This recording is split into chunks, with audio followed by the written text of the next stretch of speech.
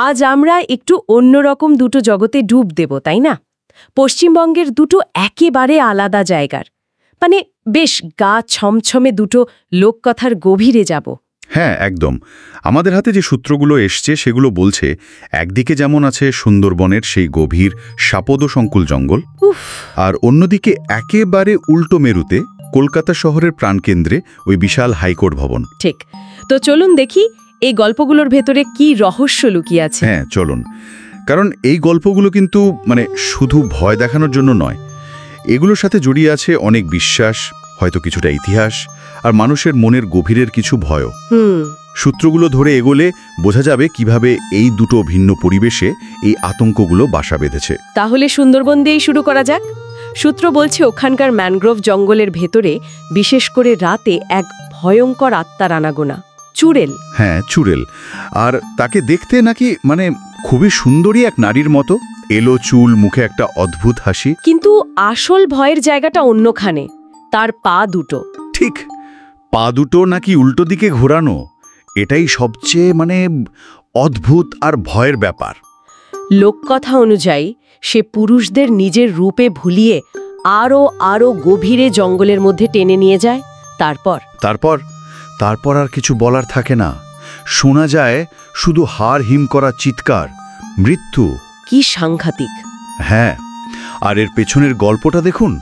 সূত্র অনুযায়ী একটা ধারণা প্রচলিত আছে যে সব নারীরা ধরুন সন্তান জন্ম দিতে গিয়ে মারা গেছেন বা অন্য কোনোভাবে অন্যায়ভাবে যাদের মৃত্যু হয়েছে, আচ্ছা, তারাই নাকি অতৃপ্ত আত্মা হয়ে ফিরে আসে চুড়েলের রূপ ধরে প্রতিশোধ নিতে, বিশেষ করে পুরুষদের উপর। তাহলে উল্টো পা এটা কি কোনো প্রতীক?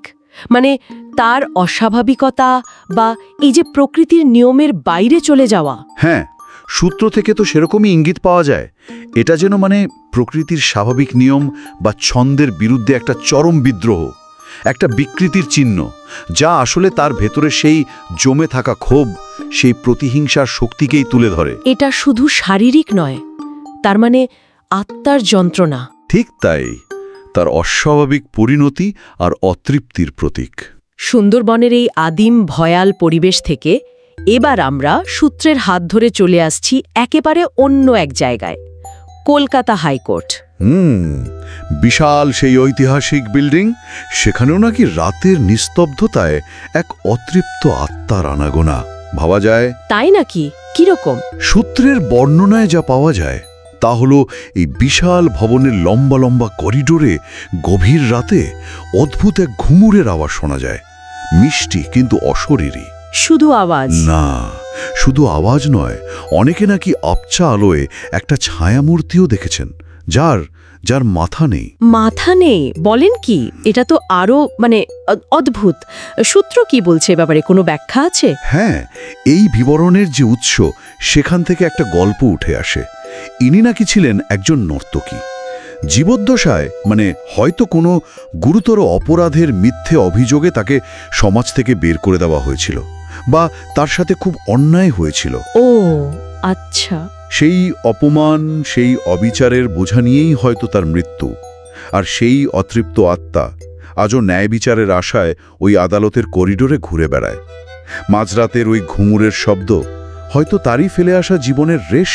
আর সবচেয়ে অবাক করার বিষয় হলো, সূত্র বলছে যে একবার নাকি একজন জজ সাহেব গভীর রাতে নিজের চেম্বারে কাজ করছিলেন।